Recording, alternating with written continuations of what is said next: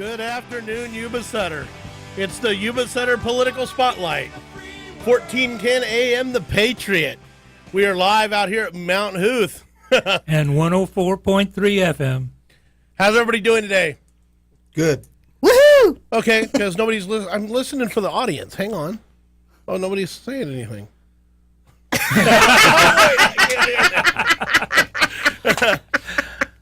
Oh, they're saying stuff, believe me. They will be. Thank you for the Neil Young, also known as the Moaning Cowboy. The Moaning Cowboy. I've never heard that. That must be a 70s thing. That is. That's my before our time. Yep, before our time. Well, not really before your time, but before mine. I can come through this glass right now. Mellow, relax. KMYCradio.com. It says in here no longer called KMCY Radio. It's KMYC. KMYCradio.com. Well, it says online right here, listening. If you look right here, it says For no your longer pleasure. called KMYC Radio. It's the Patriot. Yes. But if you want to listen live, you do have to go to KMYCradio.com. Okay, well, neener. You know what? That's kind of like bullying. And I can't handle that. Oh, are your feelings hurt? Yes, they are. Hang on, before Are we you get offended rolling too? today, we've got a live live person. We have a real live person. I checked his pulse. He's alive. But I want to play this ad that I found because, in all fairness, guys, we've been playing ads for quite a few people, and if I can find my ads, we haven't played one for Dennis Houck yet. So I found something online that he put out that I'm going to play an ad for him because I thought it was very fitting, and it really calls his personality. So I'm going to just play his ad that we found online. Here it comes. Candidate for Sutter County Sheriff. I've been the target of numerous false allegations and online bullying by supporters of one of my opponent's campaigns. That's about as far as I made it.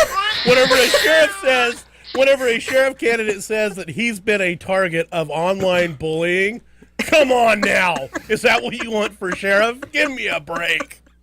Unbelievable. I've been a target of online bullying. Dude, you don't need to be sheriff then. I'm sorry. That's just the way I see it, my opinion. But you know what? I want to be Wow. sheriff. Well, you know what they can do? They can put one of those buddy benches in the police department. Well, Oh, a buddy bench. buddy That's bench. what they need in Yes. the sheriff's office. here's my thought. What?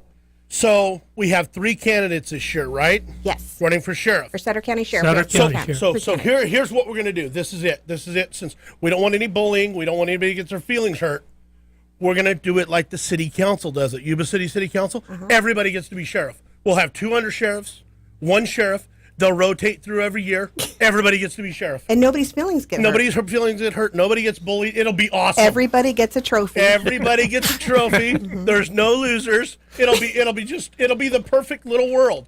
We'll have, the nice thing is at least we'll have one sheriff that is aware of bullying and what it is, so you can go, no, you're being a bully every time that somebody tries to bully the sheriff. This is unbelievable, folks. I think you could totally sell that plot to Disney. Do you, That's the next Disney movie. Is this really what you want for a sheriff? Think about it. I've got some more ads later on, but we want to get to our studio guest today. We're joined by Teng Saechao. Did I say that right? Yes. Excellent. Yeah, you got it. Yuba He's running County for County. Yuba County Sheriff. And we know that, most of us in this room don't have a dog in the fight, but he still wanted to come out and talk to us, which we thought was great. And so we're going to talk to him a little bit today about his run for as a candidate for the Yuba County Sheriff, which I think would be a great addition to Brandon Barnes on the other side. Did I say Brandon Barnes? Yeah, because that's going to be our new sheriff. That's how I feel about it.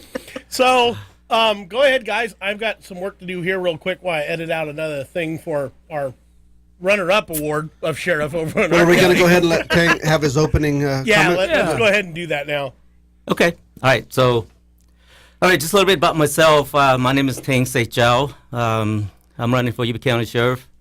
Here's some things about me. I've been talking to a lot of citizens out there. They always want to know who I am. So just a little bit history about me. I was born in Laos. I spent about 5 years in refugee camps in Thailand. I came to America when I was about 15 years old. I moved to the Yuba Sutter area in 1989. I became a U.S. citizen in 1991. I started my law enforcement career with Yuba County Sheriff's Office in 1991. I have been living in Permis Lakes since 2013. I have a master's degree in organizational leadership. I have a bachelor and associate degree in criminal justice. Now, I have been with Yuba County for over 26 years. I'm pro-CCW, and I support the Second Amendment. I have worked as a supervisor, detective, field training officer coordinator, SWAT, gang officer, community service officers, and correctional officers. Since I've been there for over 26 years, I have seen a lot of things, things that needs to change. People ask me why. I said, that's why. That's why I'm running for Yuba County Sheriff, because there's a lot of things that needs to be changed to better serve our citizens of Yuba County. If I'm elected, I want to restructure the sheriff's office, streamline a lot of things, make it run smoother, to eliminate wasteful spending and to promote effective allocation of resources. That's what I want to do. And one thing that we never had at the sheriff's office is Citizen Advisory Council. Since I've been there for over 26 years, I have never seen that. So that's what I wanted to create. I want to create a Citizen Advisory Council so that the citizen will have a voice at the sheriff's office. To strengthen the trust between the citizens and the sheriff's office and law enforcement. I want to get back to the community policing. That's what I want to do. I want to get the community involved in the sheriff's office so we can find long-term solution to things such as homelessness, gangs, rising crimes, and illegal grows. Just things like that. We need to find a long-term solution. We can't just keep kicking that can down the road, and pretty soon we're going to run out of road. Mm-hmm. And the other thing I want to do is, I know we're all tight, we're all short on money, so I want to create a Sheriff Advisory Committee, which is on the 501c3, go out, do fundraising. That money we can use to better train the deputies, and we can use that toward the community functions. We can use that toward scholarship for children to go to college better than themselves, and create after-school activity for the children to go to besides joining gangs and go out and committing crimes. The possibility of using that is endless. And the other thing is I want to diversify the sheriff's office so that it be reflective of the community that it serves. Right now, it's it's not. The more diversified we are, the more credibility the sheriff's office has with the community. That's what I want to do. And the other thing is I want to create a proactivity unit to pursue career criminal, patrol high crime area. And the key to the effectiveness of the proactivity unit is the flexibility. They're going to be working with a crime when the crime is happening. They're not going to be tied to a fixed schedule like the deputies that's assigned to a specific shifts. Mm-hmm. And I also want to create a traffic unit to work with partnership with the California Highway Patrol. California Highway Patrol is doing a pretty good job out there with traffic, but traffic's we have grown tremendously. Yuba County, Edgewater, Permis Lake, they need some help. So that's what I intend to do. With the traffic unit, we're going to add additional manpower and equipment to the patrol, to the sheriff's office. And in regards to the road patrol, I want to increase that as well.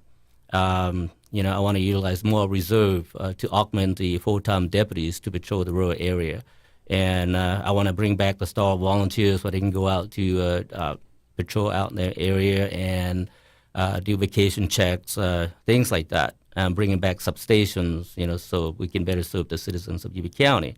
And the other thing that I want to incorporate, I want to implement is a brand new equipment to the sheriff's office is the Enduro motorcycle to patrol the farmland area. We can access a lot of area with that.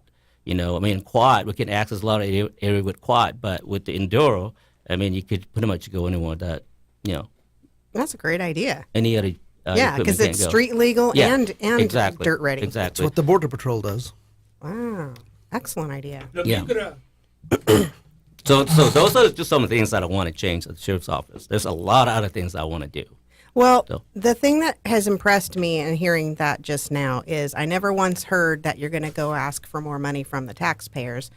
What I was inspired to hear was that your suggestion about having that citizen advisory committee and forming a 501c3 and using that to maybe go out and do fundraising where people can, out of the goodness of their heart, choose to give money for a good cause versus the government holding a gun to your head and saying you're going to pay this tax because we need the money. Yeah, absolutely. I mean, there's a lot of charity out there charities out there that wants to help, and we just need to go out there, look for them, and ask them for help. Right. That was so refreshing to hear. I've never Yes, heard anybody yeah. propose That was great. that as an option to, to bolster your funds. I got a question. Yeah. What is the sheriff's budget right now in Yuba County? I don't know the exact number, but and if you ask, the people that plan and created the budget, I'm sure they're going to say, "Well, we need more money." Well, exactly. But what I'm getting at is you guys have the ICE jail, correct, that you get money from the federal government on? Yes. What I want to know is what percentage of that is your budget, and then what percentage of your budget comes from the county? I know that the ICE, we're getting quite a bit from the ICE budget, but that's why I want to streamline and restructure the sheriff's office. So when it's not if, it's when we lose that contract, we're not hurting so bad. And my big- I don't know the exact percentages. Well, if that's and what I'm you're not asking. too worried about it. What I want Yeah. to make sure of that you're looking into is that it's kind of been played to us out here at the Spotlight that the ICE jail is mainly where your funding is coming from now. And if it is, where did the money that before the ICE jail came, did that money go? What did the Yuba County supervisors do with that money that was funding the sheriff's department before? Well, that's good questions. So, as the sheriff over here and Randy being in your county, in your district, that I'm hoping that he's gonna push you to ask, because I feel like that's something that needs to be asked, because realistically, they shouldn't have just said, "Oh boy, we got an open purse now that we can steal from the sheriff's department on." They should have been saying, "Okay, we're gonna put this extra money that we were always needed to be paying the sheriff in a rainy day slush fund and put it aside for the sheriff whenever that ICE jail goes away, or for special projects the sheriff has." And not allow government to grow? Eh, Are you kidding? I hope Andy Vasquez is listening, because I don't have a dog in this fight, but we're going to sure kick you around about it. So anyways, that's something that I'd really like to get to the bottom of, and I hope that you'll investigate a little bit and see how much funds are coming from that, what the funds that were coming from the county before they got the ICE jail, and then what went away that got covered up by the ICE jail that they took away. Because I'm sure there's some money that got dropped off from the sheriff's department that went to some other funding, some other place in Yuba County. And it's my opinion, but I could see that happening of, okay, we got another way to pay the sheriff over here from the federal government. Let's take this money and go and, well, have a little party every year for ourselves. Yeah, exactly. Once I take office, I'm gonna look at from top to bottom. I'm gonna see where things go, and what can we do to cut costs? What can we do to streamline? And what can we eliminate some of those spending? And how can we use those money to better serve the citizens of Yuba County? And again, going back to what you said earlier, of course, I'm going to look at that.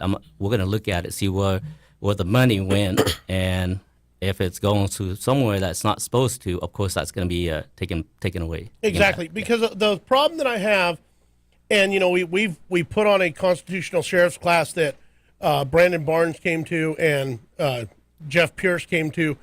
My wife put it on over in Sutter County, and it was really refreshing to see them there.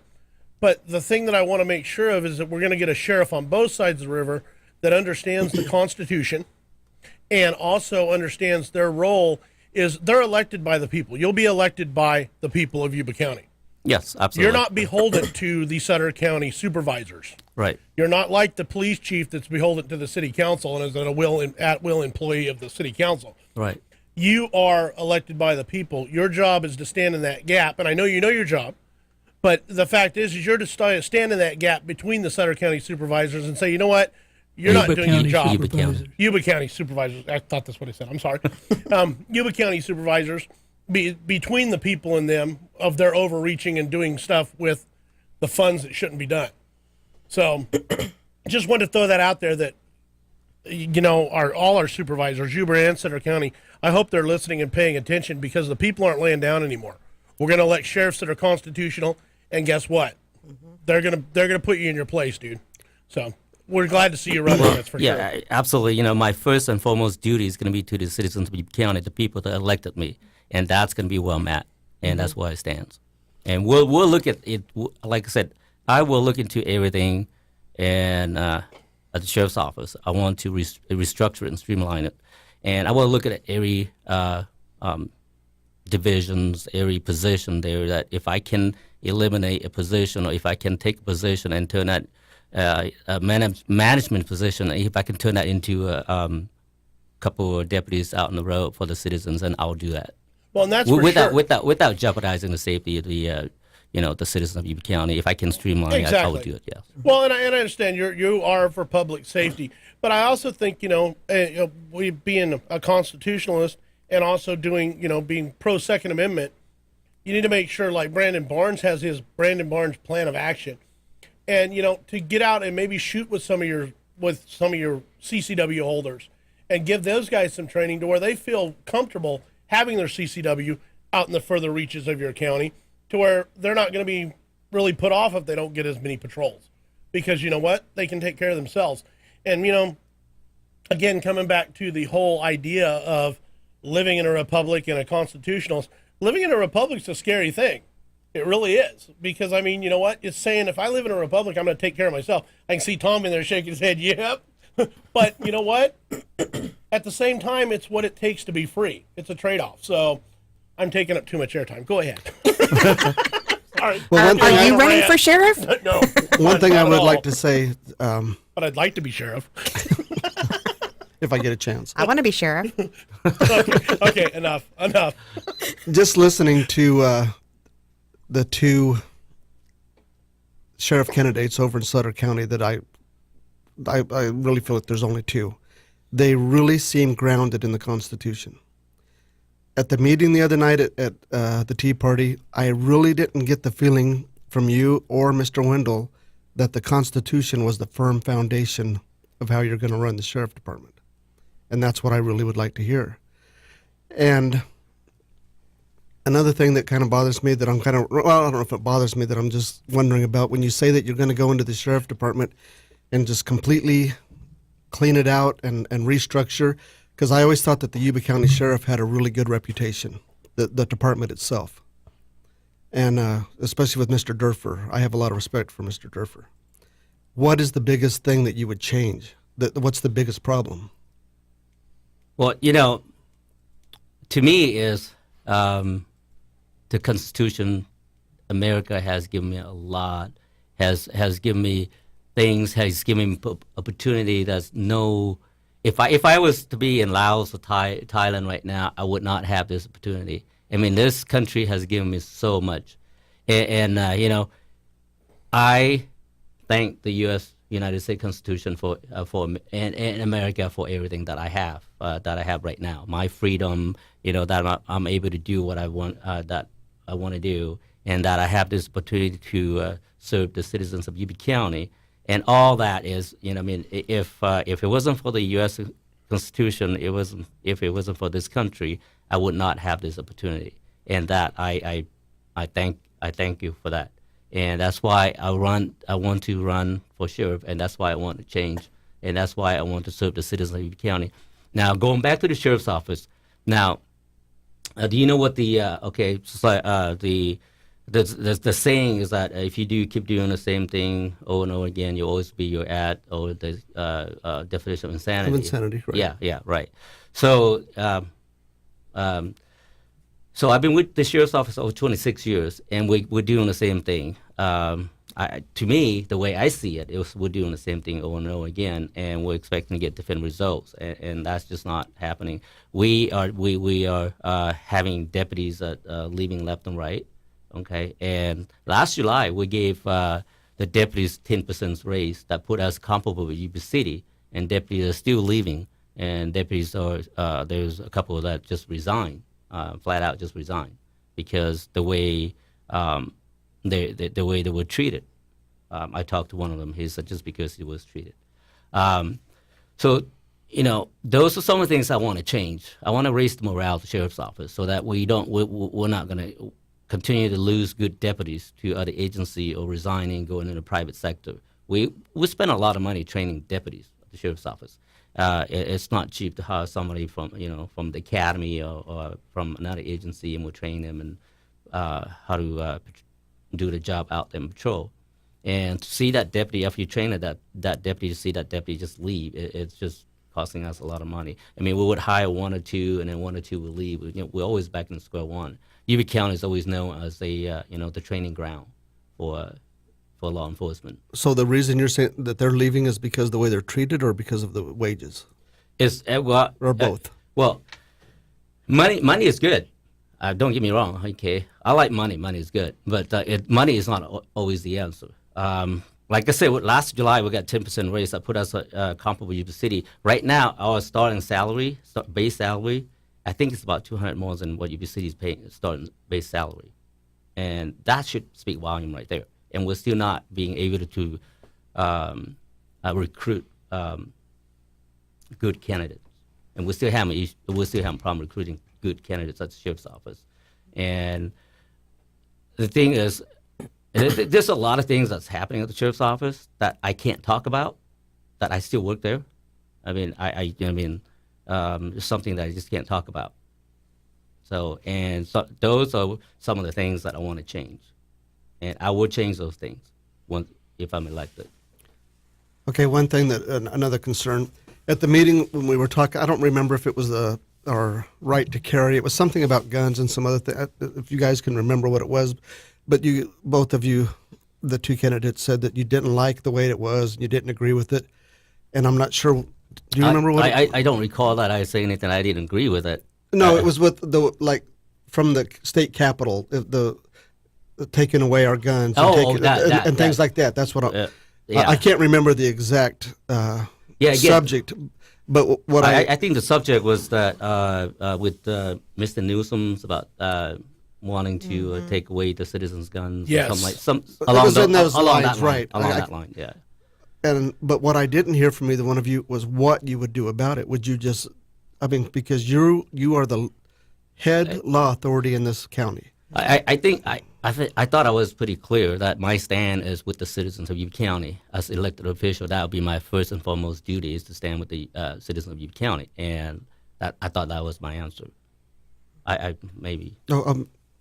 I could be wrong. I don't remember anybody taking a real firm stance about what exactly you would do, how far you would go. Well, yeah, that was my stand, is that I'm not, I don't want my gun to be taken away. I'm not going to give my guns up. Okay, I do remember you saying that. Yeah, but I think what he's after, because I've heard this not just spoken about you as a candidate, but numerous candidates, they don't really want to come out and say, I won't enforce that law. Nobody wants to say that. Mm-hmm. But the thing is there are laws that are bad laws. Bad laws. Mm-hmm. Of course. They're bad laws. Yeah. So, I will give you an example. Mm-hmm. Let's say it's 1955, and you're going to have the benefit of having all the knowledge you have right now, today, but you're going to be in 1955, and you get the call that Rosa Parks has taken a seat on a bus, that it's against the law for her to take that seat, and you've been called out to arrest her. This is you're giving me that puzzled look. It was against the law for her to sit anywhere but the back of the bus. Right. If there was a white person that stepped onto that bus and he wanted that seat, he being a man and not a man enough to give his seat up for a woman, she would have to get up and stand if there was not a seat in the back. But let's say, because that was a law, and if that law were being broken and you were the peace officer at the time called to enforce that law, what would your stance be? My stand would be just like right now. Okay, if I was back there, my stand would be the same as right now. If somebody was to, if I'm elected as a sheriff, if the law is passed that I was to go out and enforce that law, I would stand with the citizens of Yuba County that elected me to protect their Second Amendment, to protect their rights. That's what I would do, and that's why I'm running, because there's a lot of things that, like I said, that I can't talk about, but that's why I'm standing up and trying to get elected as a sheriff of Yuba County so I can change those things at the sheriff's office. Okay, so that example that I just gave you, do you believe that that was a bad law? It is a bad law. Okay, Yeah. so the answer is yes. So So would you make answer a yes or move, or- no. Yes or no. Would you enforce that law? No, I would not. Thank you. I would Okay. not enforce that law That's what I'm because looking it was for. bad law. That- Yeah. Exactly. That's There are right. laws Yes. that are bad laws. Yes. They should not be law Right. because they do not comply with the Constitution and Yeah. our personal freedoms. Exactly. Our freedoms afforded to us by God. Yeah. Our exactly. God-given rights. Exactly. So there are laws that are bad laws. There's a current day example of a bad law. It's not in our country yet, but I wouldn't imagine we're too many steps behind England, Great Britain right now, I should say. So Tommy Robinson is a journalist in Great Britain, and over there they can't speak ill of the Muslims, and he's trying to expose these grooming grounds for pedophiles in the Muslim community. He's like us, trying to shine a spotlight on these very bad things that are happening. And he gets arrested, and he's now been sent to jail for trying to bring attention to something that's going on, speaking the truth. That's a bad law. If that law were here in the United States, which is not too far off, I mean, we're following their course if we do not get off that course and shift our direction. That's a bad law. Exactly. That's why my campaign slogan is new leadership, new vision, integrity. So we need to shift. We need to take a different route. We can't keep on going down the same route, and it's not working. And that's why I'm standing up. That's why I'm sticking my neck out, and that's why I'm running for sheriff. So we can change that. And if we unite, we can change. We can change the sheriff's office. We can change the way we do things. And Let me ask you this. Do you think that if your opponent is elected, that it's going to be business as usual? yes, Business as usual. because I heard that from him, and like I said, I don't remember bringing that up, but I was before I put my name in the hat to run for sheriff. I was sitting at a DSA meeting, and I heard it from himself, saying that he's going to continue his running the sheriff's office the way it is. I had that feeling when I was at the debate with the two of you that it was going to be more of the same. Now, I don't, I like Sheriff Durford, but I'm sick and tired of hearing him cry about money, okay? And Wendell was doing the same. He was parroting the sheriff right now, crying about money. I like what he says. He's going to cut the wasteful spending. Now, you know, and I know, and everybody knows that in county government or city government or state government or federal government, there's a lot of waste, a lot of people that are not performing.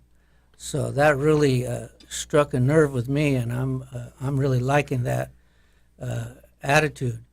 In the private sector, we have to do the same. We can't go to the people and beg for money like the city council is attempting to do in Yuba City, or we can't force them to give us money. We have to make it work. We have a lot of water we could sell that would bring us some money. There you go. Now that we've lightened up just a little bit, I want to say, do you all see what I have to deal with at home? Yes or no? Just answer the question. Well, the ticket, the cop when he's writing the ticket, just answer the question, yes or no. Were you speeding? There's no explaining, yes or no. Just get to the point. You know what? That's what I'm here for. To make them answer the hard questions. Sorry, guys. I should throw that in there. Yes or no? Can't handle the truth.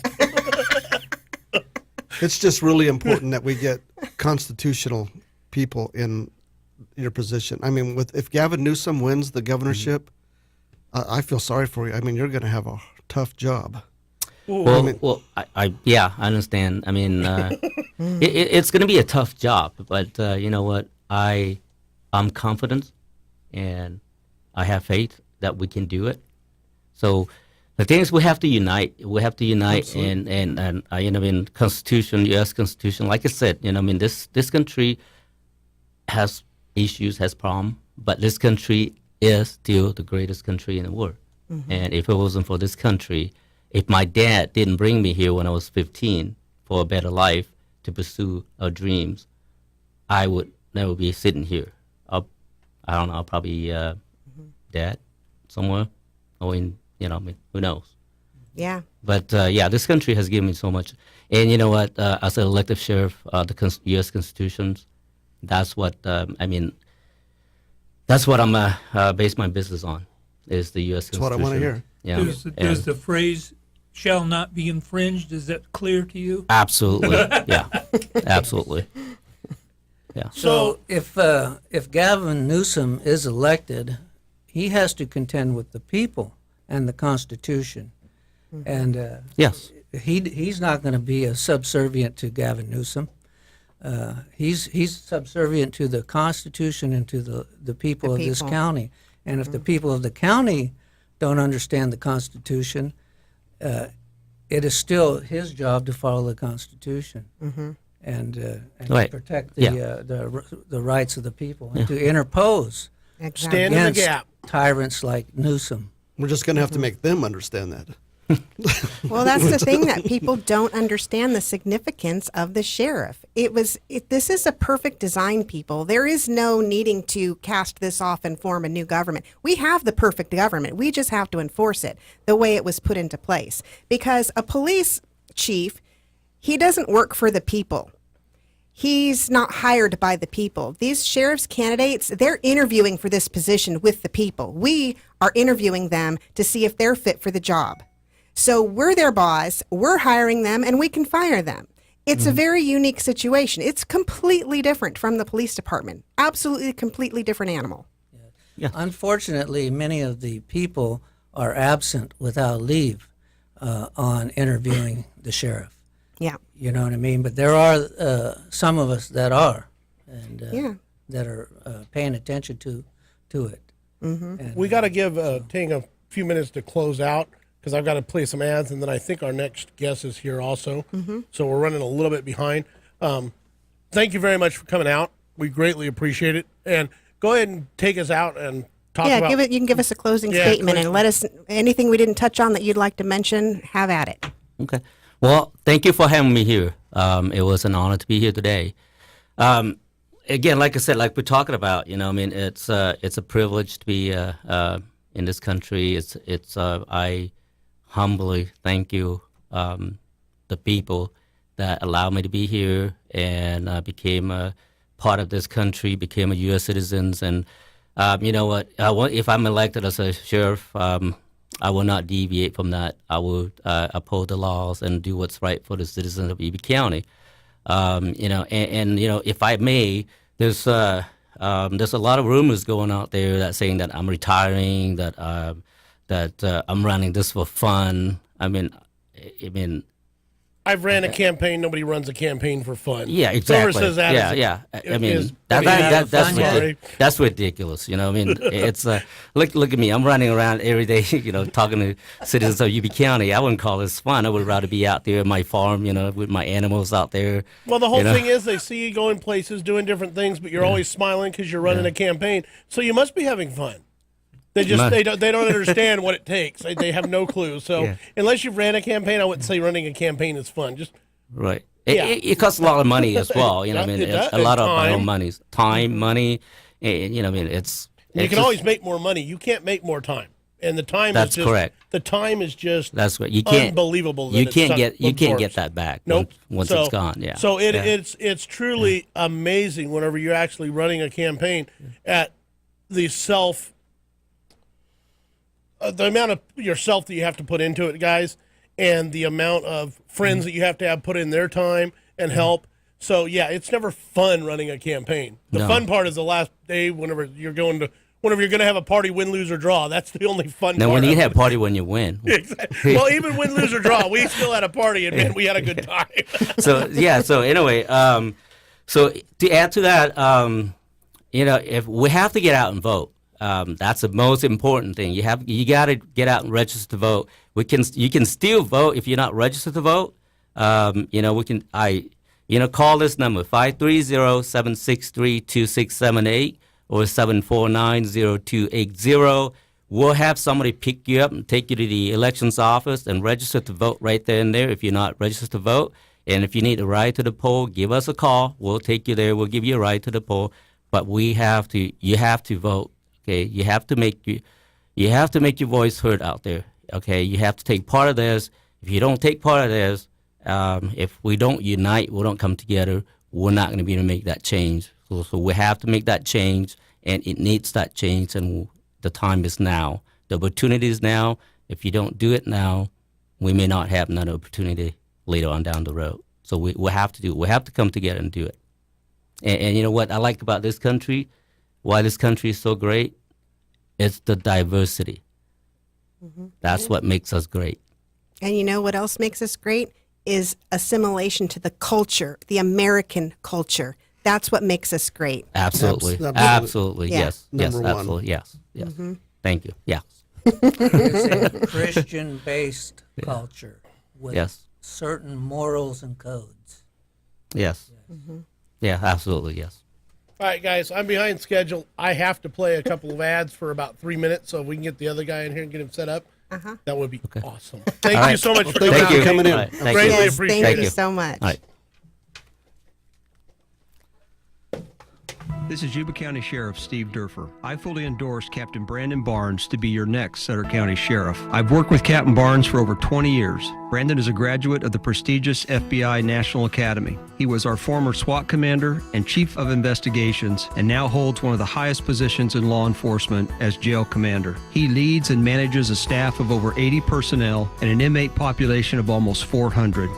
Folks, your sheriff is the top law enforcement officer in the county. Experience and character are critical. That's why 13 active California county sheriffs, including myself, endorse him. I am beyond confident that Captain Barnes has the skills, the temperament, and the vision to lead Sutter County. I believe this is the most important vote on your ballot. I encourage you to vote Brandon Barnes for Sutter County Sheriff. Paid for by Brandon Barnes for Sutter County Sheriff 2018. This is former Yuba County Sheriff Gary Tyndall. In my 40-year career in law enforcement, all three of the candidates for sheriff have served under my command.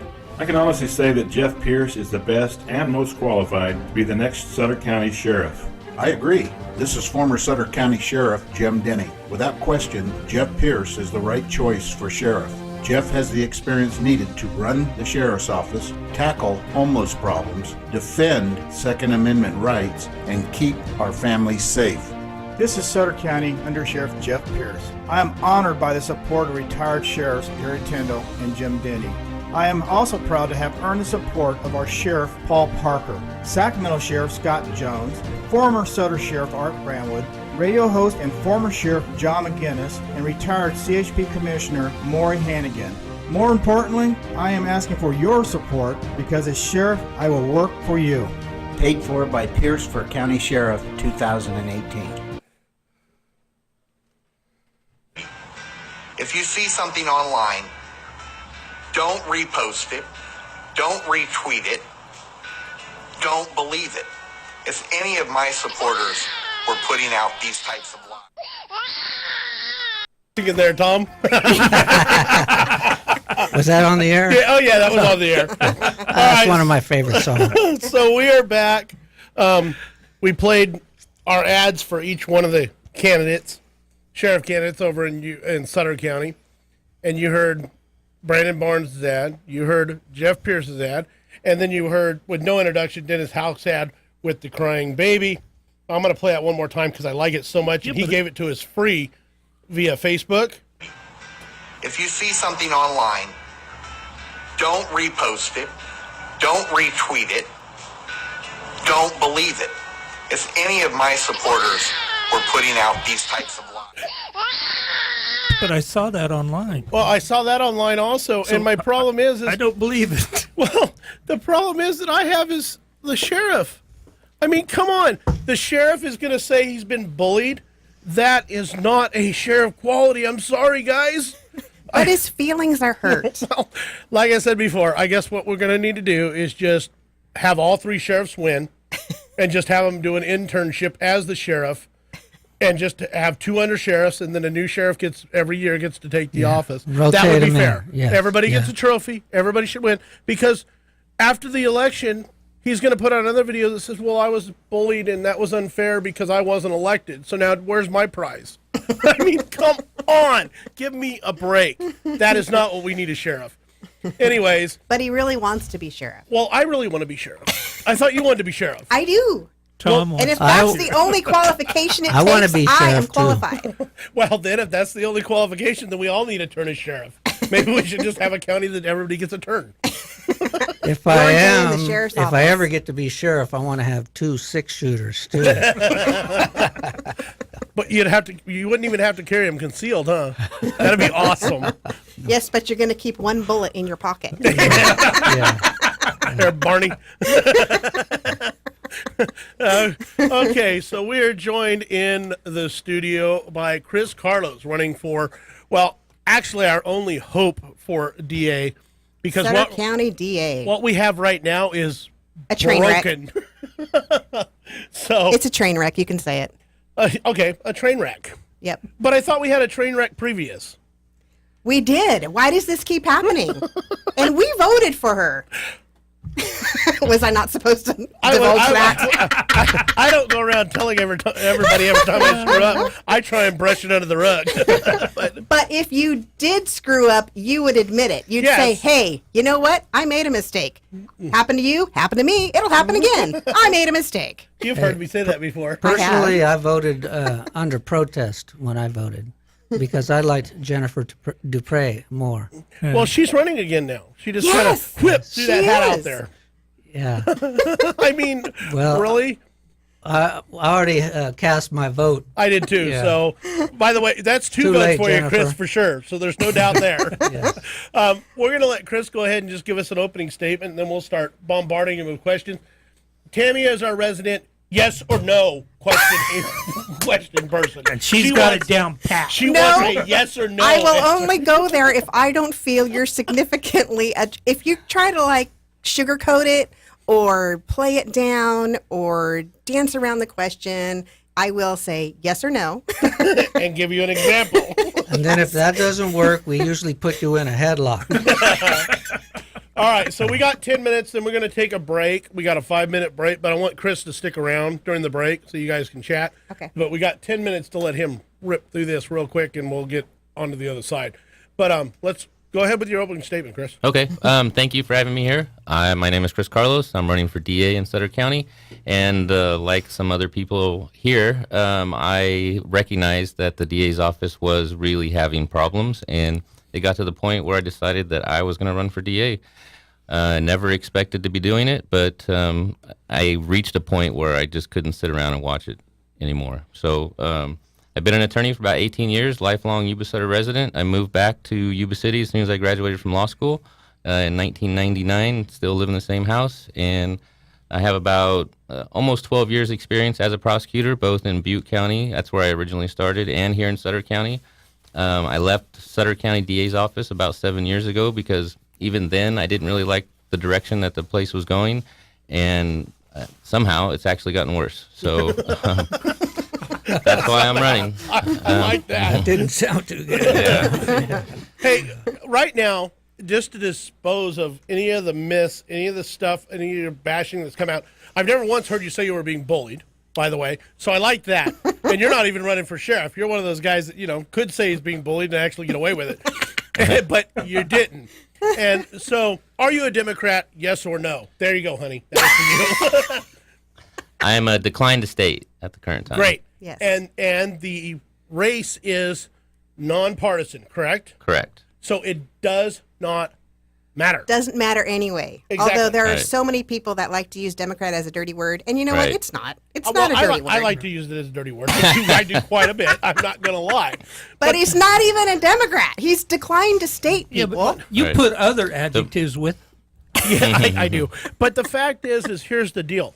If you only have a Democrat and you only have a Republican, and the Republican is so bad at their job, are you really going to vote your party line to prove a point? Wow, get a clue. I never do that. Nobody no. should. I mean, No. it doesn't make No. any sense. No. I Right. mean, I wish I could hit my head hard enough that you could hear it on there on the radio. But Ow. I mean, seriously. We can accommodate that. Joey, come hit your head. No, I'm good. I'm good. Don't get so excited. So we'll let Chris go. I'm sorry. I had to throw that out there because the fact is, you know, and even my favorite sheriff is an independent. Is it? No, I thought he was declined to state. No, also. no. He's independent. He's independent, I believe. And I got my butt handed to me by somebody that I really like because I'm voting I'm not voting Republican. Well, guess what? They're nonpartisan offices. Exactly. Are you a free thinker? I wouldn't go that far. I gotta watch. Tammy makes all my decisions. Tammy makes all his decisions. That's right. Got to recover from that how much older she is than me. Yeah. Oh my gosh! No, I'm a free You are thinker, man. so going to. See, not free thinking. Remember that Okay. head hit you were talking about earlier? You were born 1 year after I was. 1 year. One In year. like 8 months. So you guys No. just do this to have fun on Sundays, Yes, right? that's exactly what I do. So go ahead, Chris. I'm sorry. No, that's fine. I had to get that out there. The most important thing, I think, besides, just forgetting the whole party, Republican, Democrat thing, is a working DA, somebody that's going to go to court, somebody that's going to prosecute cases, somebody that's going to take charge of the office, somebody that's going to do a good job for the citizens of Sutter County. And right now, I honestly do not think that's happening, and that's why I decided to run. That's good. What can you explain the vertical prosecution? Absolutely. We have a little more than 5 minutes.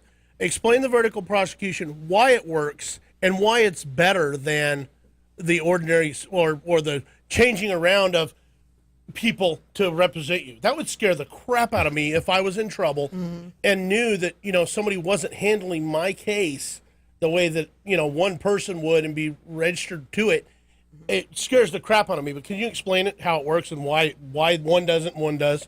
Absolutely. Vertical prosecution means that the same prosecutor will have the case from start to finish. So when it comes into the office from the law enforcement agency, that same person reads the reports, that same person is in contact with the law enforcement, that same person is in contact with any potential victims in the case, and that person handles the case from start to finish. That's the person that goes to court, that's the person that talks to defense attorneys, that's the person that handles the case entirely. The system right now in Sutter County is what's called horizontal. So one person could get it when it comes into the office, another person could have it when it goes to court, another person could have it when it goes to a preliminary hearing, another person could have it if it goes to a jury trial. So there's not one person that's really vested in the case. So you got a whole bunch of people that know a little bit about the case. Right. When I was there, basically, whoever filed the case, whoever made the original decision to file the case, does a little summary and puts that in the file, and that's basically what people are going on, that little summary, when they're making decisions about what to do with the case. See, now, if that was somebody in my family that something bad happened to, and that's how it was being handled, I would be a little bit irritated that every time you call down there, you're talking to somebody new. I mean, come on, give me a break. Yeah. I mean, if you're the criminal, though, hey, guess what? Well- and you're dealing with if you've got a good defense attorney that's going to handle your case all the way through, this is like just a give me all day long. And what about the accused that's not a criminal? Exactly, and they can't. They're not getting a straight fair shot shake either. No, that's right. It just seems really asinine to me that any place would run that way. And then to say, because I heard you talk about this, and that's the first time I've ever heard it mentioned, and I didn't know that it worked any other way than what is called vertical prosecution. And I heard you say that, and I could not believe that our DA's office would be ran that way. And I mean, what just a mass chaos must that be in there? Impossible. And my opponent says it is impossible to do it Yes. any differently, which is completely wrong. Other places are doing it, right? A lot of places are doing it. It's the best way to do it. Absolutely. Wow. It actually saves resources, in my opinion, in the long run, because you don't have people continually having to relearn the case or. Well, I mean, could it be really a point to where somebody's going before the judge the day before, and it gets dropped on somebody's desk, so they got to go home that night and try and get up to speed on it? Absolutely. Okay, but what if you got a party to go to that night, and I don't really want to read that? I'll cram it in the morning. Sucks to be the person on trial. Yeah, that's where I'd be with it. That's just BS. Yep, that's how it happens. Wow. Unbelievable. I can't imagine the amount of staff hours that are wasted on how many different people have to get to know this case. How you have to thoroughly, go through all these notes. And then, even at that, you still don't have the, continuity and the full-fledged firsthand knowledge of this case. You just have a summaries that you're reading. But, still you have to take that staff time to get up to speed. It seems ridiculous. It is ridiculous. It really needs to change. Yes. It does. Another question that we asked a while back, we asked it of you in private, and so I kind of know your answer, and we got kind of a minute and a half. Jury nullification. Amanda hates it. Absolutely despises jury nullification. How dare you question She her gets law? a real nasty look on her face when you say the word nullification. I love it. What do you think of it? Well, my first response is I really hope, if I'm DA, that there will not have to be a situation that calls for jury nullification. If somebody's going to trial, if somebody is being prosecuted, there better be strong evidence that they're guilty. On the other hand, there are cases where, like the Sal Martinez case, where the off-duty officer was prosecuted for assault with a firearm when his vehicle was T-boned, and the person that T-boned him appeared to be trying to drive away, as in a felony hit and run. So he pulled his firearm out and told him to stay here until the police get there. So unfortunately, our DA decided to prosecute Sal, and he lost 18 months of his life, lost his job, and had to go to a jury trial. And even with the jury instructions that were given, which were not the instructions that were given were not what the defense wanted, I guess I should say. Okay, we're gonna have to finish this whenever we come back. We'll come back in 5 minutes. I'm Steve.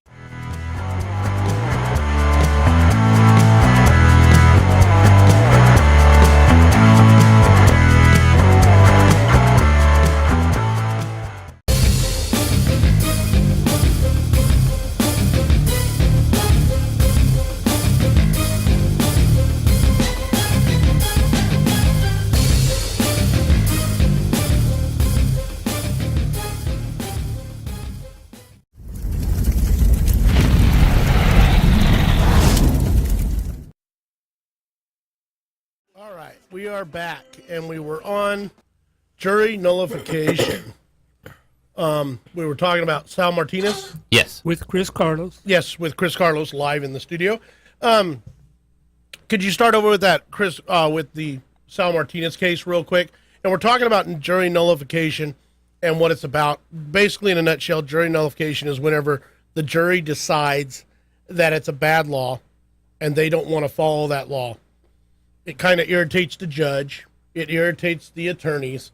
It kind of pokes everybody with a stick because the jury is reclaiming their right that we can and we are the people, and we decide who goes free and who goes to jail. And that's who it comes down to. Is that right, Chris? I mean, is that kind of it in a nutshell? Yeah. Hey, I couldn't have explained it better myself, Jason. That is beautiful. And I mean, that's what it comes down to, folks. I mean, everybody really needs to learn this and talk about this, because the power throughout everything that the founders did in the Constitution, at the core of it, is always retained to the people. Everything. And if we remember that and apply that, all the bogus laws and all the gun laws and everything else are really null and void. Do what you want to do. If you know that you're going to be charged and put before your peers, if all your peers are looking at it the same way you are, you're not breaking any law, man. I mean, that's just the way it goes. So enough of my rant. I want to get back to Chris. His time's more valuable than mine by far. So go ahead, Chris. Get us back on that Sal Martinez case. So Sal Martinez was prosecuted for assault with a firearm, like I was saying. And wasn't it brandishing? no, it was actually assault with a firearm. He could have gone to prison if he had been convicted for up to 4 years, actually longer, if convicted. Oh. Wow, that's scary. But the jury heard all the evidence, and the jury said not guilty in about 45 minutes or an hour. And so certain situations call for the jury to do what's right, and that was definitely the right thing to do. He never should have been prosecuted. That's awesome. Can you tell us why or what you believe the reason was there was a prosecution in the case?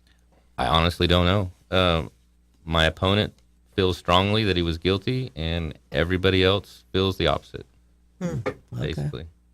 So he was a CCW holder? I don't know how it works for peace officers because he was an off-duty peace officer. Oh, you're right. Okay, then that's something I don't know about either, but I Right. would imagine that's totally different. Yeah, scenario. they normally have a right to have a CCW granted to them right out of the chute with their badge. So they're usually We all have a right to carry under the Constitution. I forgot bro. that. I missed that. Yeah, so I blew that one. I knew you were going to catch me on it though, so I tried to recover, but missed it. Just not quick enough. Oh boy. So, what do you guys got for Chris? Well, I just want to further make the point that the term nullification can be applied more broadly than just jury nullification. So nullification itself is basically you have a law that shouldn't be a law because it's unconstitutional, or somebody's working, they're usurping power that doesn't belong to them. They're working outside the constraints of what is defined as their authority in our Constitution. So essentially, the law is null because it shouldn't be a law. It's a non-law. Our founders had a term for it called pretended legislation. They actually termed those, non-laws as pretended legislation because they weren't real. They didn't comply with, their rights, God-given rights, and so it was a non-law. So it's dumb old slaveholders.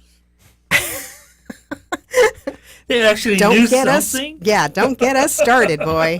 We'll have a lesson right here on what that 3/5 clause actually means. Thank you. Yes. So anyway, there's a broader term to be applied. Nullification in general is, you have all these. The Constitution is it's not complicated. It's pretty simple if you read it. Yeah. They are delegated authorities. The authority to begin with resides with the people. We have all the power. All the power in the universe belongs to the people. And we take some of that authority and we delegate it. And they're specific and they're enumerated. And it's in that document. If it's not listed, it's not your business. You have no authority in that area and you shouldn't be there. But our government doesn't understand that. So we need to teach them. And going to our 9th Amendment, if we fail to list the rights of the people, they are retained to the people. Yep. So exactly. Yes, it's very specific that the people hold the power in the United States of America. Mm-hmm. Now that's been flipped. That's for sure. Mm-hmm. Oh yeah, there's no doubt about that. Mm-hmm. We in this little group. We love our Constitution, and we want to see all our public servants adhere to it. How do you feel the race is going right now, Chris? How do you feel it's going? I feel it's going pretty good. What do you think that Jennifer Dupre throwing her hat in the ring? What do you think that does? Honestly, not very much. Okay. The only thing I could possibly see it doing is making this thing go to November. Well, what I'm kind of hoping is a lot of people who voted last time voted for either Jennifer or Dupre. And I'm really hoping that it splits Hopper's vote. And I think that's what gives Gallagher gang and Curtis Grima, her campaign manager, which he denies till the end. I don't know what. There's a 460, buddy. Come on. Right. There is a 460. I mean, right. Come on, get a clue. Why lie? But hey, just lie. That's what politicians do, huh? Some of them. So, well, I'd like to give credit to this posting that Chris did on his Facebook page, where he announced that Jennifer Dupre has qualified to be a write-in candidate for the Sutter County District Attorney election. Folks, if you believe all the lies and division tactics Amanda Hopper has said about me, then please vote for Jennifer. Write her name in on your ballot. The important thing, and the only reason I ran for DA, is because I truly believe we need a change. Now, that really speaks to integrity, in my opinion, that you posted that saying, look, you have another option. If you don't like what I'm saying, there you go. Here's another option for you. But just don't go along with the train wreck, because you don't have to. I hadn't read that. Wow, Chris, that big thumbs up, dude. No, thank you. That's really awesome. And I mean, you know what? That's not about me or anything else. That's showing somebody who wants what's best for our county. Mm-hmm. And all the more power to you. I hope you get it, because I mean, really, well, I voted for you, but, I like to vote for winners. But the fact is good job. That's awesome. I hadn't read that yet, but that's really. No, thank you. I think maybe we ought to hang out a little while afterwards and have him do a radio commercial like that we could play. Because I mean, seriously, if somebody doesn't see eye to eye with you, we're not always going to see eye to eye. Right. But the fact is we're men. We can hash it out, and I'm still going to feel like I got the best candidate that's running. Hey, good. And we have a sneaking suspicion that you're a Democrat. But we still voted for you. But the fact is, he's declined to state. That's right. Didn't you hear? DTS. I've been declined to state on occasion. I just thought I'd throw that in there for fun. Can you tell us what you think you would do in the DA's office with the staffing? Because Yuba County seems to be getting by with a far less than Sutter County. Yuba County is getting by with far less, even though they prosecute essentially the same number of cases between Yuba and Sutter counties, about 3,000. The Sutter County budget is $1.7 million a year more than Yuba County's. And as a criminal defense attorney right now, which I have been for about 7 years, in my opinion, Yuba County does a better job prosecuting people than Sutter County right now, by far. And they do it on a lot less resources. Yuba County has 2 investigators and they share a car. Sutter County has, I believe, budgeted for 7 investigators and a full-time investigative assistant. They each have their own car, and I really just don't see the purpose. The excuse is in case they get called out in the middle of the night.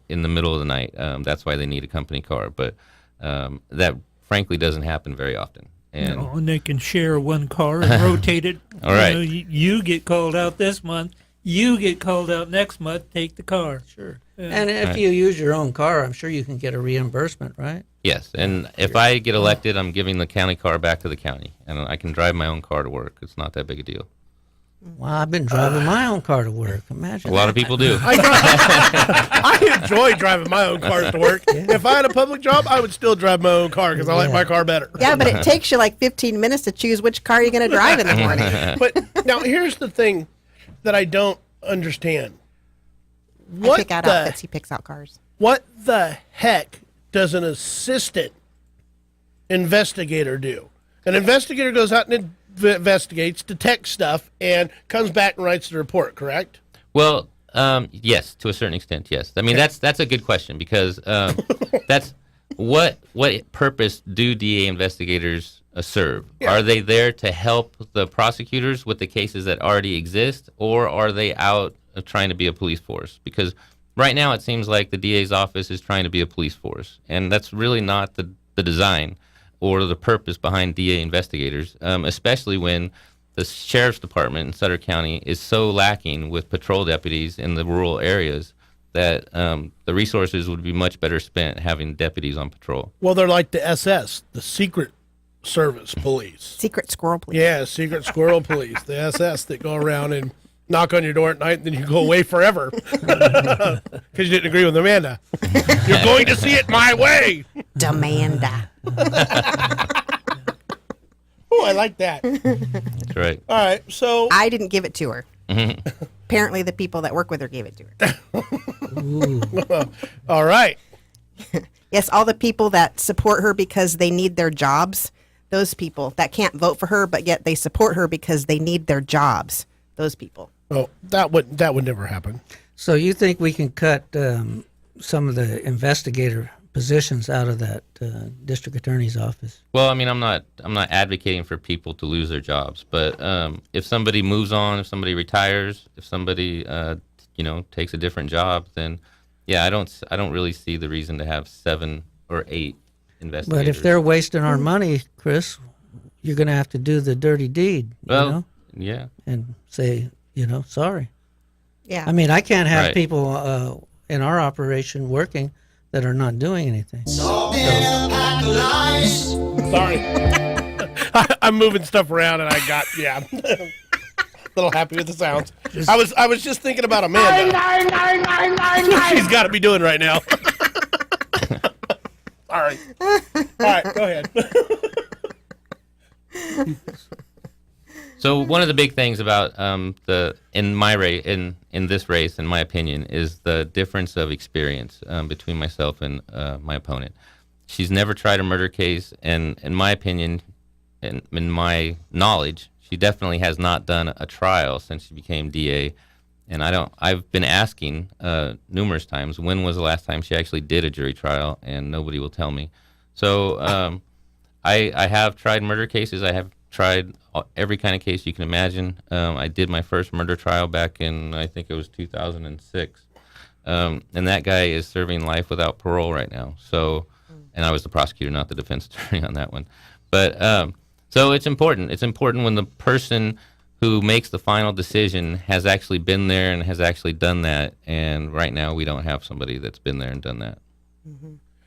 That brings up another question. I know we've talked about other stuff, but I heard that, that you wouldn't be good as a prosecutor because you've been proficient at being a defense attorney.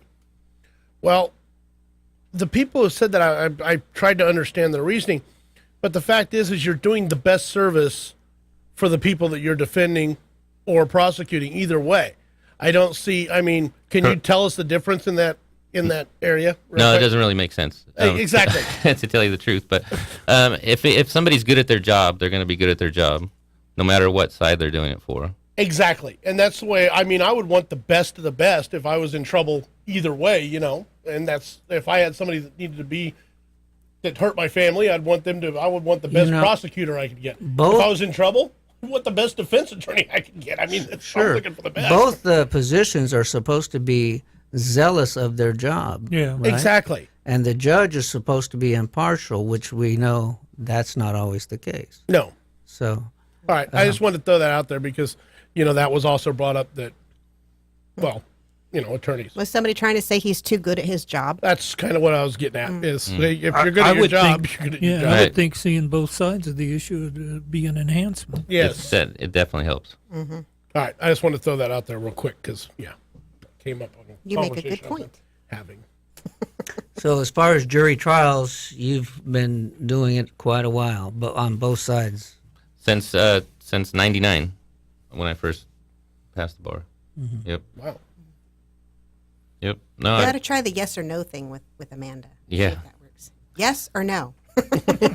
Is it yes or no? So what else would you like to cover? What else do you guys got? Well, let's go over some of you have a big old laundry list of awesome ideas on your website. Yeah, let's hear it. Well, the one thing that I hear a lot during the course of this campaign is that there's no communication between the DA's office and law enforcement.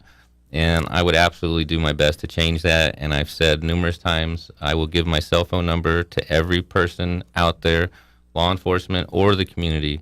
And if they have something to call, if they have a question, if they have a comment, please feel free to give me a call. I think it's really important not only just to have a communication with law enforcement, but to have communication with the public.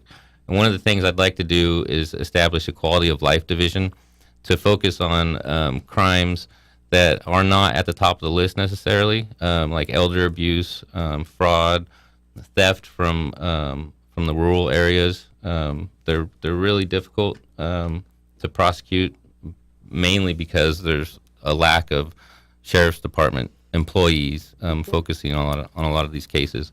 So yeah, absolutely. And I think I think that whoever is elected sheriff would obviously be behind it 100%. anything that they can do to help the people that aren't in the densely populated areas, I think would go a long way. Well, and that's a big thing. Is, I mean, working closely with the sheriff. I can see working closely with the PD, but the PD is kind of a different entity. I mean, there's more of a thug mentality there, I think. But definitely the sheriff. I mean, they're going out usually after the fact, or they're delegating during the fact. But usually it's a different. It seems like a much different animal to me with the sheriff, and it seems like your best partner would probably end up being the sheriff. Hopefully.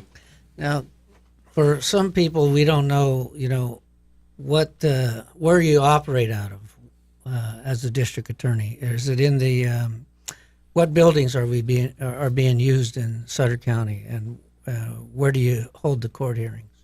Right now, the DA's office is housed across the street from the old courthouse, and I'm not in on the whole process, but apparently there's a plan to move the DA's office closer to the courthouse. Okay.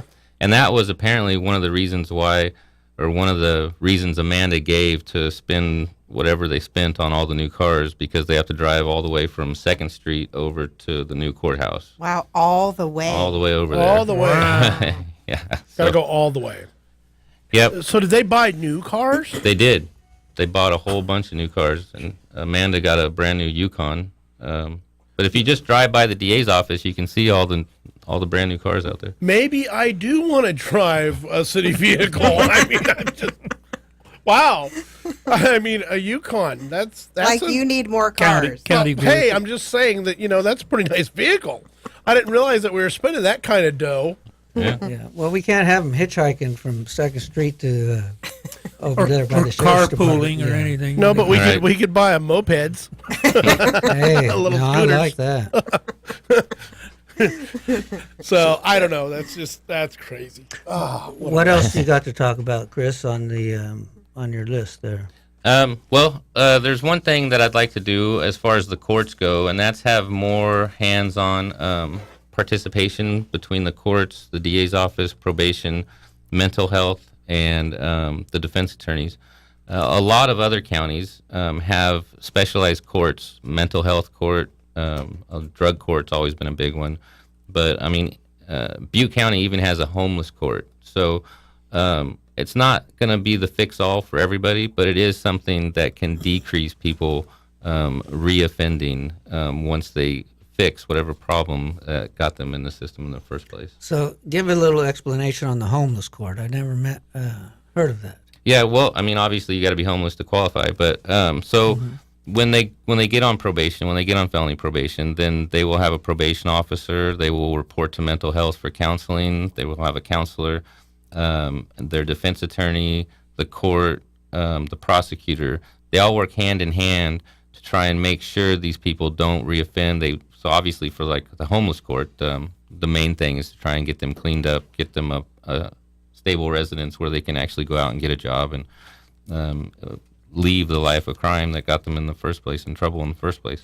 So, but that would be, I think that would be a very good thing. Right now, Sutter County doesn't really have focused courts like that, and I think that they really are the best way to ensure people that have a certain problem don't reoffend. So digging a little deeper, you don't have a judge that just presides over homeless court. You do in Butte County. You do. So anybody that's homeless that has got a charge against them, they go to that court. Well, they would have to be convicted. So if somebody gets convicted, it's more of a process of once they're on probation to try and solve their problem. So before they're convicted, obviously they're just in the regular court. But once they get convicted, then they're going to have a probation officer. Then the court actually has some teeth to use if they violate probation or if they continue to get in trouble. So if it's like a subset. If they're reoffend or something, then they will go to that division of the court. Say, is that correct? Well, if they reoffend, if they get convicted and they qualify for services, then they can go to that court if they want. I mean, not everybody's going to be on probation, and then this is an instance where people are not violent, where they shouldn't be in prison, type of thing, where they should have something that can help them from reoffending. Now, do you mind when we went to one of the debates, you talked about a man, East Indian man, that I think he slapped his son or daughter or something along that line because that was their culture and custom. It's what they were used to. And do you mind talking about that? Sure. Just hypothetically, if not every person should be prosecuted, I guess is what I'm trying to say.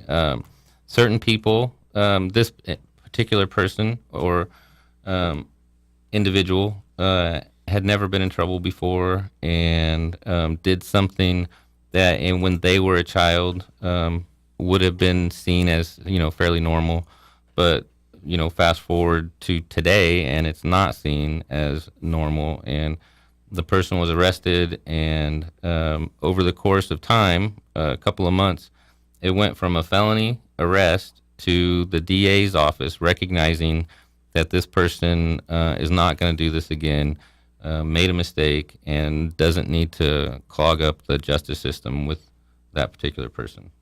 So it was dismissed. It never even became a case. Oh, right. They declined to file it. Yeah, and I believe that's a good thing myself. Yeah, I believe you got to have discernment, and that's another thing that would go along with the vertical prosecution, where you can get a feeling for it, and you have to have a certain trust and judgment on the people that are working in that situation. So Absolutely. You were talking about the homeless judge. Would that judge have the discretion to direct penalties, for lack of a better word, of the person he's judging to go to a certain program or involve them in a certain group, a local group, say a church group or some? Absolutely. Yep. Part of these specialty courts is the interactive nature that the people on probation are going to have. They're going to have to go to counseling. They're going to probably be going to NA or AA. They're going to have to be reporting to their probation officer on a regular basis. They're going to have to be reporting to court on a regular basis. And it's definitely the best way to try and make sure to fix a problem if you can find the problem.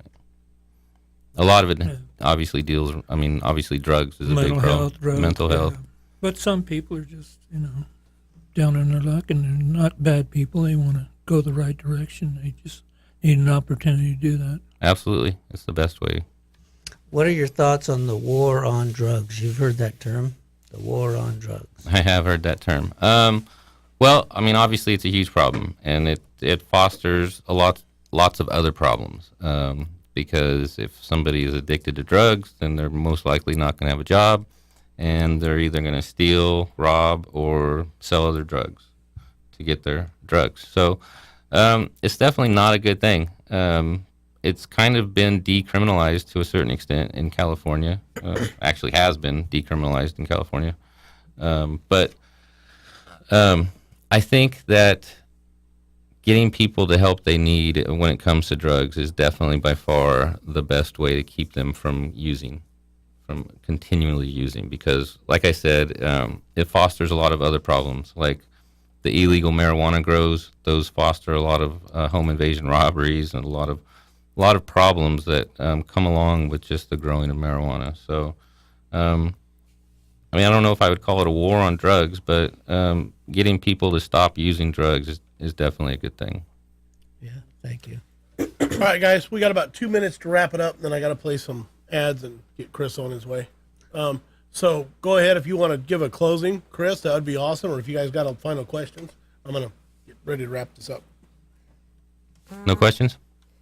That's fine. There was a couple things I wanted to touch on. How much time do we have? Couple minutes. Couple minutes? Yeah. I was just curious because I know that, for one, Amanda's, her only thing that's been happening so far is just contending with all the headlines in the newspaper and having to, combat all the realities that are coming to light instead of being able to promote, why she's qualified to continue in this office. So it's really drawn away from that. Well, she really wants to be the DA again. Well, one thing that I have noticed, though, is the things that she does try to hold on to say, look here, look what I did, are really not things she did. They're things that Jason Parker did. So one of the biggest things that she likes to hang her hat on is that sex sting, the child Sex sting. Sex sting. Got it. Know where you're going. Just one of our But yeah. listeners posted in that she hasn't tried a case in 7 years. In 7 Oh, years. there you go. Okay. So basically, what I want to know. Okay, so she's taking credit for this. She didn't do it. Jason Parker did.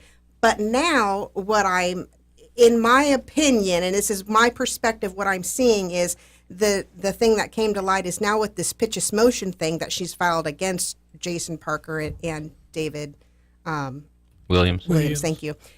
It seems that that's completely now compromised that whole situation. So she's on the one hand wanting to take credit for it, and on the other hand, she's completely undermined it, and it's it's not the huge success that it should have been. Well, she never actually did anything personally, as far as I know, when it comes to any of those cases. She never prosecuted them.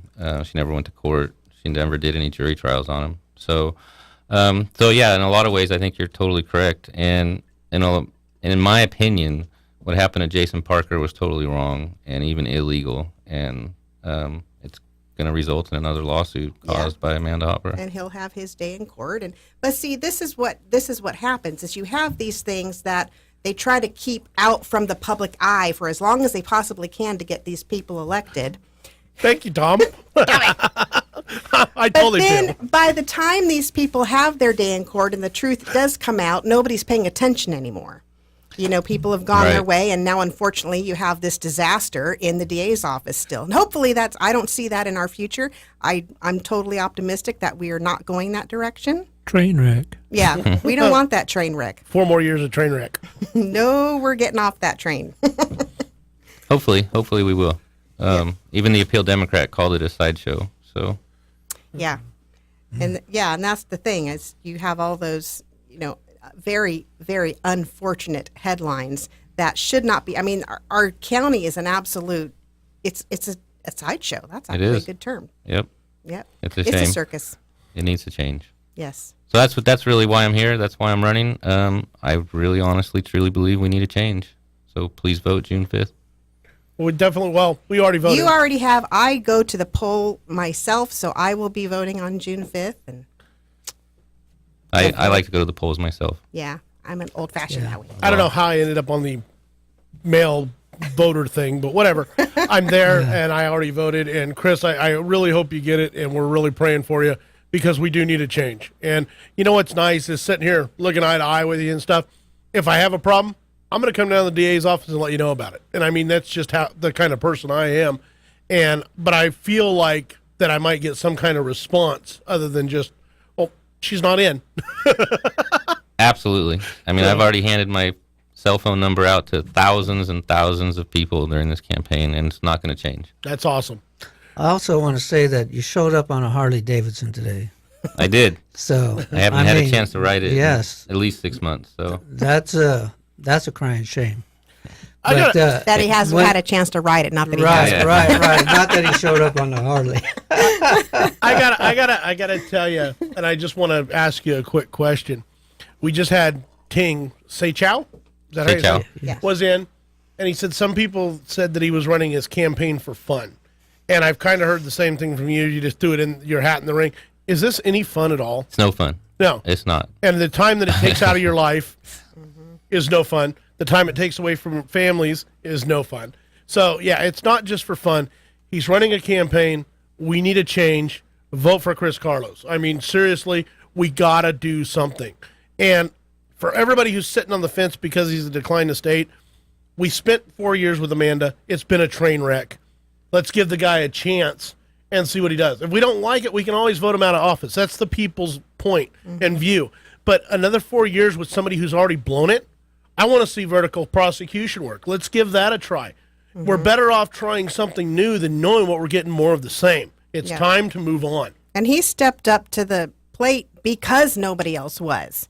You know, he Exactly. stated himself, he's like, look, I didn't want this, but what's the other option? Here you go. And some of the Yeah. best leaders we've ever had since the beginning of time and the beginning of this nation haven't wanted to do it. They saw a need to do it. Yep. And it's just, and I'm going to quote Dave Bryan again, you got to show up to the showdown, buddy. And I mean, that's kind of where we're at, is we've got somebody who decided to show up to the showdown.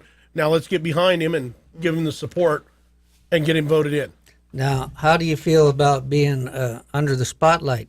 And because if you're elected, we're still going to shine the spotlight. We're coming. And, I mean, that's our job. That's the people's absolutely. job. I agree. What you guys do is tremendously important to the people of the county, and I'm all for it. Awesome. Well, thank you for coming in today. Thank We you. really Thank you, guys. appreciate the Really. time, and we'd love to have you on again if you're willing to come after you're elected. Absolutely. And just to give us an update on how things are going. What is the first thing that you think you're going to change? Okay, day after election, your first day in office. Now it's a while down the road after you get elected. First day into the office, what do you do? Change vertical prosecution. Change to vertical prosecution. Perfect. I love it. And here you've got a DA who is not afraid of the words jury nullification. Yeah. Yep. Hey. But he believes that he isn't going to need it because guess what? He's not going to try unrealistic laws. Yeah, but if it does take place, it's the right of the people. Exactly. It puts the people, it elevates them to their rightful position. That's exactly. The jury box actually should sit higher than the judge in the courtroom. It really, I never thought about that, but it Yes. really, really should. Yes. Because that's the end all. Yeah, Yes. they're the decision maker. The judge is Yes. presiding over it. The jury's making the decision. You guys are all absolutely right. And just to end something real quick, when I was in law school, I worked for a federal judge in Sacramento.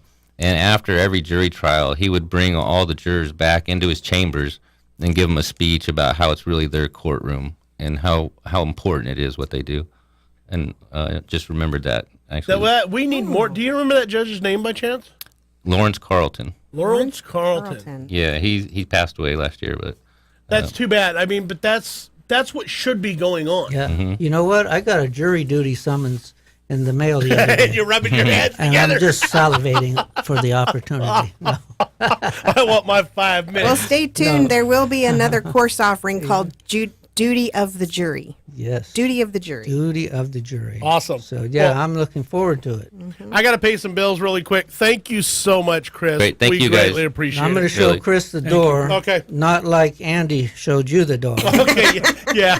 I might have to help him dig out of that deep gravel out there. with You his just Harley, want to too. go take a look at that Harley. That's all there is to it. All right. This is former Yuba County Sheriff Gary Thanks, guys. I Tyndall. really appreciate In my 40-year career in law enforcement, all 3 of the candidates for sheriff have served under my command. I can honestly say that Jeff Pierce is the best and most qualified to be the next Sutter County Sheriff. I agree. This is former Sutter County Sheriff Jim Denny. Without question, Jeff Pierce is the right choice for sheriff. Jeff has the experience needed to run the sheriff's office, tackle homeless problems, defend Second Amendment rights, and keep our families safe. This is Sutter County Under Sheriff Jeff Pierce. I am honored by the support of retired sheriffs Gary Tyndall and Jim Denny. I am also proud to have earned the support of our Sheriff Paul Parker, Sacramento Sheriff Scott Jones, former Sutter Sheriff Art Brandwood, radio host and former Sheriff John McGinnis, and retired CHP Commissioner Maury Hannigan. More importantly, I am asking for your support because as sheriff, I will work for you. Paid for by Pierce for County Sheriff 2018.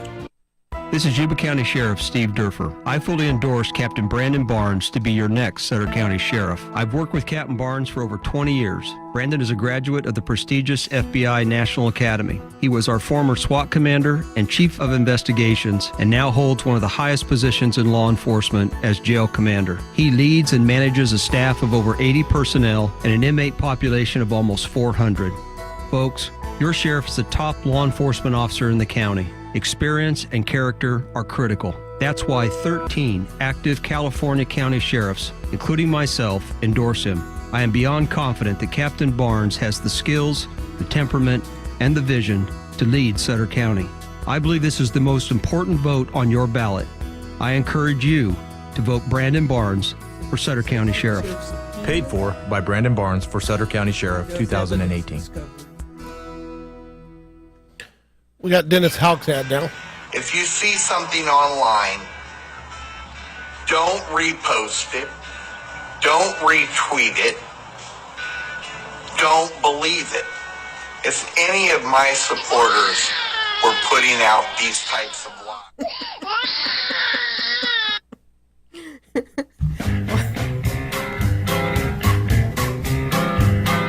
Oh, my uniform is so neat as I walk along the street, dressed so nicely from my bottom to the top. All the motorists in sight are incredibly polite, cause they know that I'm a big deal traffic cop. My buttons as nicely shined, and what have we here? Oh, parked in a loading zone. When a motor car I finds in a set of yellow lines, I just purses up my lips all thin and tight. First I scribbles out a ticket, tears it quickly out and lick it. Then I plucks it on the car with all my might. But the best thing that I like is to sit upon my bike, waiting carefully behind the nearest tree. When a car comes shooting past, I just gives my horn a blast. When I chase her, oh, there's just no stopping me. There you go, Dennis. There's your ad that we created for you. You're such a bully. We know that it's not endorsed by you, but that's okay. That's our ad to you for free, buddy. The other two were Jeff Pierce and Brandon Barnes, our two candidates for Sutter County Sheriff. And we are back, and we are live, and we have no guests, so now we can rant and rave as much as we want and do all the craziness we want. We don't have to behave at all. No more. Okay, just a little bit. We were on our good side there for a little while, and now we are back. I'm looking up this Judge Lawrence Carlton that he told us about. So they're coming to take me away, ha ha. They're coming to take me away, ho ho, hee hee, ha ha, to the funny farm. They're coming to get you, Tom. They're coming to get you, Tom. They're coming to get you, Tom. Tom's outside. They're coming to get you, Tom. He hasn't come back in. We don't scare, Curtis Grima. We do not scare, buddy. Yes, but he said they're coming to get us. Well, bring it on. Welcome. So, let's continue on local politics. I talked with one of the Sutter County supervisors on Friday at length. Oh, goody. And brought up the fact what that, brainiac things did he have to say? Well, he was, he knows about the 6 psychiatrists, and we informed him there was actually 8. And so he knew of 6, and he's paying for 8. Well, that's okay. Well, there's one of them that's great. that Skypes in. Oh, that's awesome. How much does he make? I don't know if it's a he or a she. I don't care. But, the main thing we talked about was having the Sutter County supervisors get behind the anti-sanctuary resolution. From what I hear, they're just biding their time. Well, they're biding their time, and if they bide too much more, they're going to be last.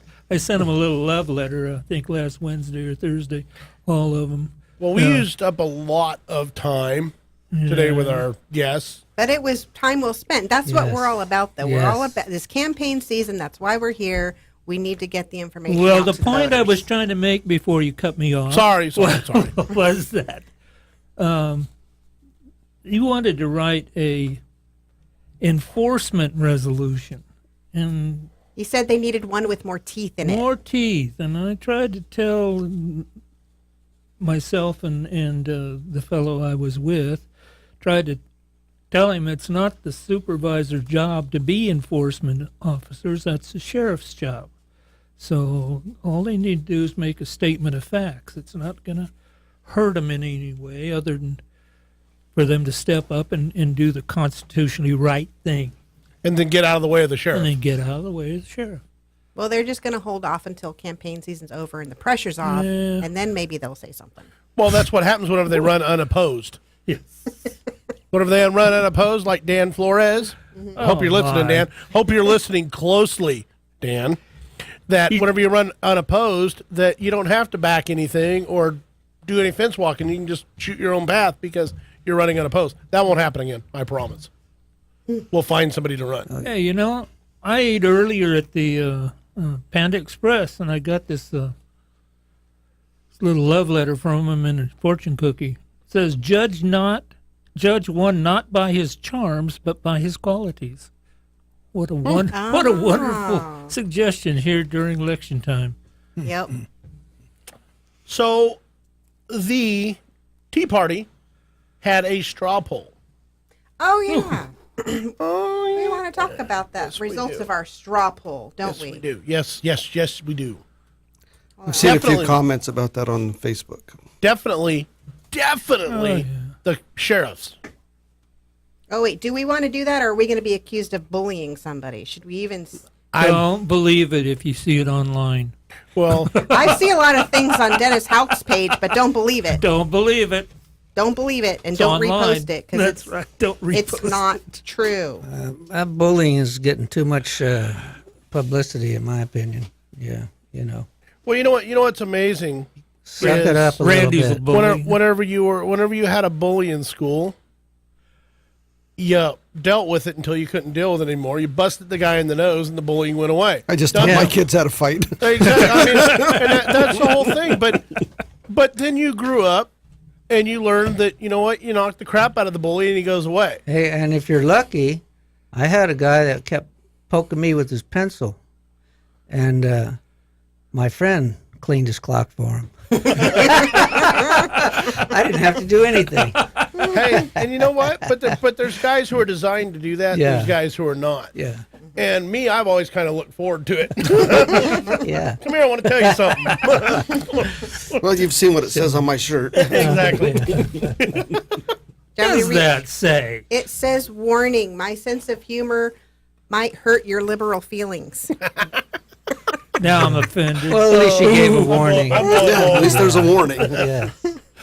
I have some that are a lot worse. Only if they can read. Okay, so we have 11 minutes to go over the straw poll and anything else we want. Okay. We need another hour. We need another hour. Okay, I've got the straw poll. Okay. All right, so on our straw poll, we asked for them to select we asked for them to select the governor and then all the local races of relevance. So the governor came out as John Cox got 72% of the vote from our straw poll. They put you in jail right away. Now, that's only if Gavin Newsom gets elected. And by the way, he got 0% of the vote. 0%. 0%.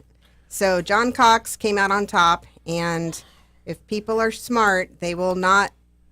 I know Travis Allen seems like a really good option, and he may be, but the numbers say he has no chance. So don't take those Republican votes away right now. It's critical. We absolutely cannot be left with Don't Gavin vote Newsom. for Ross Perot. No. You're going to end up with Clinton. Exactly. All right. Then we had our Sutter County Superintendent of Schools. That result came out at 76% going to Joe Hendricks. We had our Sutter County Sheriff results. Of the three, we had Brandon Barnes come out with 65% of that vote. Jeff Pierce was 31%, and Dennis Houck was 4%. 4%. That's 3 more than I thought he'd get. Oh, well, then he. The Sutter. I mean the Sutter Buttes Tea Party are a bunch of bullies. Yes, they gotta are be. apparently a bunch of bullies over there. Because that is not fair. It's not fair. Sutter County District 3 Supervisor. The supervisor candidate that came out on top in that race was Burt Manuel with 45% of the vote. Mike Ziegenmeyer got 32% of the vote, and Paul Bossi trailing way behind with 23% of the vote. Then Sutter Good. I County like it. District Attorney. We have smart people that go to those meetings. Check it out. I'm going to say it right now. I'm making Houck a participation trophy. Forget the idea. Forget the idea of everybody getting to be sheriff. I'm going to have it made up before the election. He's getting a participation trophy. Yeah. No bullying. We're going to be all fair and kind and gentle. I don't think Jeff Pierce needs one. He's a man. He is a man. He'll be okay with it. He's a real man. But I believe that I don't believe. I'm going to go down and see what it's going to cost to get a participation trophy. Well, who cares what it costs? I'm going to get that man a participation trophy. Participation trophy for him. I'm doing it. Is it going to be silver or gold? I'll have a mixture. It'll be half and half right down the middle. So then he feels good because nobody gets offended. Nobody gets offended. That's a good point. Yeah, no offense. So, Dennis. You better make it swirly though, because sometimes there's not just a white and a black. There's got to be some gray between there. Yeah. Well, you might not be able to make up your mind. There you go, Dennis. We will get you a participation trophy for your campaign. So, okay. That said, I'm one of those guys. I don't renege on my promises. So, be looking for it, buddy. We'll present it at some forum for you. Then we had the Sutter County District Attorney race represented by the straw poll here. Chris Carlos came out with 69% of that vote. 31% of the people thought there were some redeeming qualities in Amanda Hopper. Well, but now there's a third one in the race. Oh, yeah. So hopefully everybody who's voting for Amanda will vote for Jennifer Dupre. Because you have another option. Yes. There you go. So if you're voting for Chris Carlos, stick with Chris. If you're voting for Amanda, vote for Jennifer Dupre. Mm-hmm. We're all good. There you go. That'd be awesome. Yep. Okay. Then for the Yuba County races, Yuba County District 1 Supervisor Andy Vasquez came out with 61% of the vote. You know how he did that? He went around and gathered up all the grocery carts. Oh, no. He brought all his relatives. you know how he did that? What? He's running against Joan Saunders and David Joyce. And the Nazi. Yes. So, that wasn't hard. That's a no-brainer, really. It really is a no-brainer. Yeah, that's kind of an easy one. Easy peasy. Yeah, I would have thought that it would have been more than 61%. Not much of a challenge going on over there, but we got some work to do. How about District 5? But then again, it's the Sutter Buttes Tea Party. We don't even have a dog in the fight. What do we care? You can see the Sutter Buttes from here. What am I, chopped liver? Hey, I'm just saying. There are a lot of people what'd you do, from vote a Yuba bunch County of times? that go there. Hillary said I could. Oh, I gotcha. Okay. All right, Sorry. then Yuba County District 5 Supervisor John Missler was way ahead in that race at 65% of the vote. That's pretty impressive. He just And stomped he didn't everybody. bring any relatives. Nope, didn't see any. I like Mitzler. Really like that Absolutely. dude. I wish we had him in Sutter County. He could be a transplant pretty easy over there. Well, you guys have some fantastic sheriff Oh, we know. candidates, but one thing else, our school superintendent, Frank, Oh, yeah. what a stand-up man. He He's a was jewel. very impressive. Oh, my gosh. If everybody had his integrity and his constitutional it's just... Yeah. I and agree I with think you. John Missler's on the same Yeah. program. But if Yeah. you want, we'll give you Hauk. Dennis could come over here and be sheriff. He really wants. Yeah, well- he just wants to be a sheriff. Will He you- doesn't care will- where. Will you trade? Let me think. Yeah.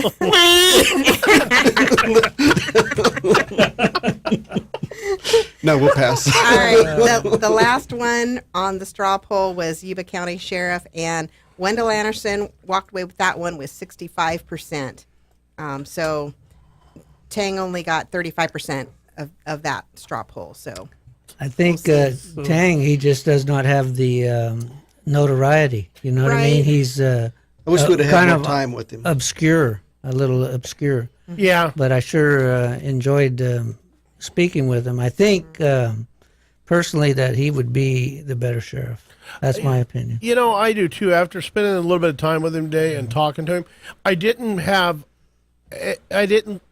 care for him at the Tea Party meeting when I was there. I didn't care for because even him. Randy said, you said, neither one of you guys Neither were one of them really, seemed real constitutional grounded. They weren't really passionate about But it. did it make up your mind today? I mean, which one you'd vote for, do you think? No. No? Still? I can't say that fairly. I really don't know Wendell. I know a lot of people that I really admire that think a lot of him. So Okay. that tells me something. Exactly. So, yeah. Okay. There's a lot of good guys out there, but that got no constitutional basis, though. Yeah, You know exactly. what I mean? I agree. And that But like- that And needs to that has to change. be number one, especially with if Newsom gets, or even any Democrat gets the governorship, they're going to have a heck of a task at hand really to are. take with the pressure that's going to be put on them. I mean, they're going to have to stand their ground, and we're going to have to stand behind them Yeah. Well, the or point beside I made, them. Yeah. The Or in point I made Idaho. with Tang before you got here, Tom, was that the perspective that he has is unique, being a naturalized citizen. So he wasn't born here, but he had to go through that whole process, the legal process that everyone should go through to become a citizen. Gives you a really unique experience and a good perspective, because he knows what it's like not to live in a free country. Yes. He knows what it's like not to have liberty. And he went through, and they teach you so thoroughly the foundations of our country as coming in and earning your citizenship, more so than you do in our public school system. And like our I public think you school said system that before, likes to teach socialism instead of the Constitution. those are the folks that seem to appreciate it more and They seem to do. hold it more dear to their They heart. do, yeah. Absolutely. And those are the ones who value a legal immigration program, not just the swimming Yes. over the river. Because it's such a slap in the face to them who have gone through this ordeal. They put in the time, they studied our culture, they learned the language, they went through the process, jumped all the hurdles, and they got here legally. And what a slap in the face to have people just waltz right in and with their hand out saying, okay, what do I get? Yes. And by the way, now give me that ballot, I get to vote now. Yeah. It's ridiculous. Hey, so from the gutter, you notice who is now supporting Tom Ruther? No. Dirty Wit. Oh, Dirty Wit's supporting him. That's an awesome one. yes. That's the kind of support I want. Wants his job back. That's great support for a school superintendent. That's who I would want to support me if I was running for any position that representing Children. Children, yeah. Also, you need to check out One Eye Blind Media this week. He went to the budget meeting over at City Hall, the one where Steve Krager looks like a little fox. You got to see that. I'm telling you, the budget meeting's pretty boring. You They're got to trying see his ear twitch. It is hilarious. You've got to see it. Chris Starkey does an awesome job on all the campaign stuff for One Eye Blind Media, and just he accidentally did it on his part. You know, I mean, it really was an accident. But he didn't oh my realize gosh, he was doing it until somebody pointed out. if you want to crack up, you have never seen anything so funny in all your life as Steve Krager looking like he's all bent out of shape as a little fox. Oh, And his ear twitching. Yubacity.net/survey. If you want to really awesome. let them know how you feel, I got an invitation Tell today. him how much you want that 1% tax. Please, That's right. please They're tax me another asking- 1%. They're asking you. They're begging for money. So check it out, One Eye Blind Media. Check out Chris. He's going to upload this. So if you want to hear this shenanigans again without all the fun stuff, you can listen to it there. Hey, the Yuba City survey that Bill was just talking about, I want to know who came up with those questions. Will you please come forward? Darren Gale. I don't think he came Gale. up with the questions. I think the consultant they hired did. Well, regardless, Darren Oh, Gale had give me a had it in it, and yeah, we're going to talk about him next week. So you better listen in, Darren. Your week, it's all about you next week, buddy. You're going to love it. All right, we got to run. We're out of time, man. I mean, we need another hour. Remember.